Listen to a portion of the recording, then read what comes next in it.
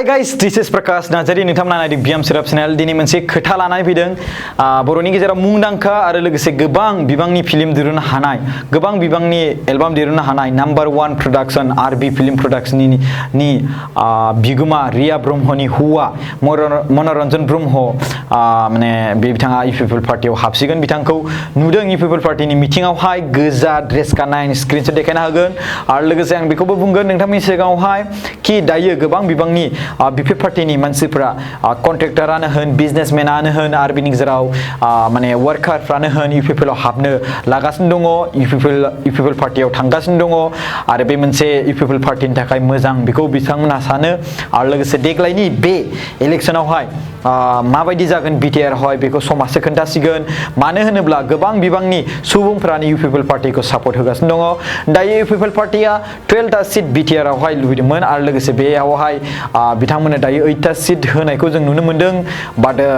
बांफिननोबो हागौ बेनि बिबाङा बाट बेखौ आं दायो जेबो कनफार्मेशन होनो हाया बाट निउसाव नुनाय मथे 8टा सिट इउपिपिएल पार्टिनो होदों बाट इउपिपिएल पार्टिया 12टा सिट लुबैदोंमोन आरो पानेरियाव जिखिनि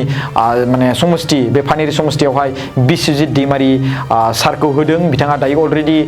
हल्ड दंखायो एमपि सिटखौ लानानै बिथाङा देरहानानै दंखायो दा एमपि जानानै दंखायो बिथाङा बाट बिथाङा दायो एमएलए दायो दारायनो थांगासिनो दं जुदि बे समावहाय इउपिपिएल पार्टिया जुदि माने बिथांनि जेने हमना ला इउजि ब्रह्म सारनो बे एमपि सिटखौ होनो नागिरदोंब्ला इउजि ब्रह्म सारनो जुदि बे समावहाय एमपि सिटखौ जुदि होयोब्ला रिजाइन खालामनानैसो एमएलए दारायगोन ना नङा होमबा स' बे समावहाय जुदि एमएलएखौ एमपिखौ रिजाइन खालामनानै एमपिखौ डाइरेक्टलि इउजि ब्रह्म सारनो होगोन ना होआ बेसो मोनसे खोथा बेखौ रायजो राजाफोरनो खोन्थानानै होनांगौमोन आरो लोगोसे नैबे मोनसेखौबो जों कनफार्म लुबैदोंमोन मिथिनो जे जुदि एमएलए सिटखौ जुदि बिथाङा बिस्वजित दैमारी बिथाङा जुदि जेनोब्ला दारायखांनायनि उनावहाय बिथाङा जुदि इउजि सारनो जुदि एमपि सिटखौ होखांनायनि उनाव बिथाङा इउजि सारनिफ्राय बे सिटखौ लाफिनगोन नामा बे मोनसे बाथ्राखौ जोङो गोनो गोथो मोन्दों रायजो राजाफ्रा गासिबो गोनो गोथो मोन्दों स' रायजोनिफ्राय जानानै बे मोनसे पलिटिकेल लिडार्सफोरनिसिम सोंथि जे इउजि ब्रह्म सारनो जुदि एमपि सिटखौ होयोब्ला अब्ला बै समावहाय जुदि एमएलए सिट दारायनायावहाय जुदि पानेरि समष्टियावहाय जुदि माने बिस्वजित दैमारी बिथाङा जुदि जेनोब्ला अब्ला बिथाङाथ' ओरैबो गैला जाना थागोन अब्ला बै समावहाय बिथांखौ एमपि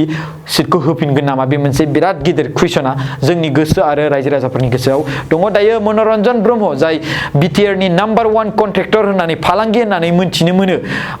बर'नि मुंदांखा जेनेबा फिल्म प्रडाक्शननि बिगोमा जेरै आरबी फिल्म प्रडाक्शन रिया ब्रह्मनि हौवा मनरन्जन ब्रह्म बिथाङा इउपिपिएल पार्टियाव हाबसिगोन बे बाथ्राखौ खोनानो मोन्दों आरो बेसेबांखिनि समसिम बिथाङा थागोन बेखौ समाजसो मिथिसिगोन जोंबो जेबो बुंनो हाया जों नोंथांमोननि सिगाङाव जास्ट फोसावनानै होग्राल' स' जों फोसावना होबाय नोंथांमोना जुदि बे खौरांखौ खोनानानै जुदि मोजां मोनदोंब्ला अब्ला लाइक खालाम आरो लोगोसे बे चेनेलाव गोदानबा साबस्क्राइब खालामना गालां आरो लोगोसे वाट्सएप स्टेटासफ्राव होनानै होबानो जाबाय खुलुमनाय थाबाय